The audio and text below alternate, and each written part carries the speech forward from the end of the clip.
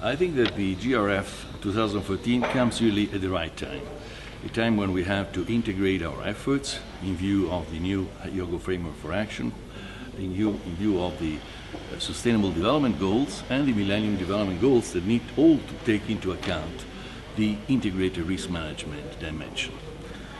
Evidence shows that there is a growing need to improve emergency preparedness globally, and in particular in countries at high risk of natural hazards and conflict. The poorest and most fragile of these countries are hit continuously by disasters that exacerbate already existing weaknesses and instabilities due to scarcity of human capital and due to distraction of social capital. The vicious circle of fragility is determined by social crisis and risk of violent conflict, unemployment and precarious conditions of work, lack of participation and inequality. The response to that points to the need of reducing levels of risks, strengthening social and economic resilience, and adopting a just transition in a greening economy in response to the global climate change challenge.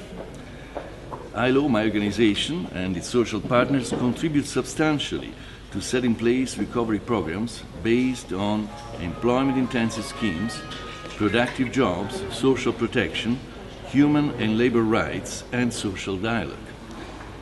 Based on this comprehensive approach, the organization works towards prevention, mitigation, and improved disaster preparedness. Let me say that while we intervene in a disaster setting, a people-centered approach is required, focusing on human aspiration and livelihood concerns. All this requires a paradigm shift.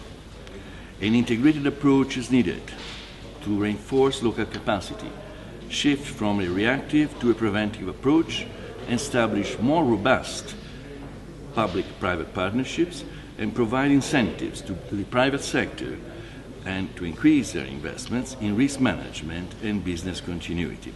As stated in the UN Plan of Action, resilience can be achieved only through higher preparedness, higher capacity to respond, and higher ability to recover.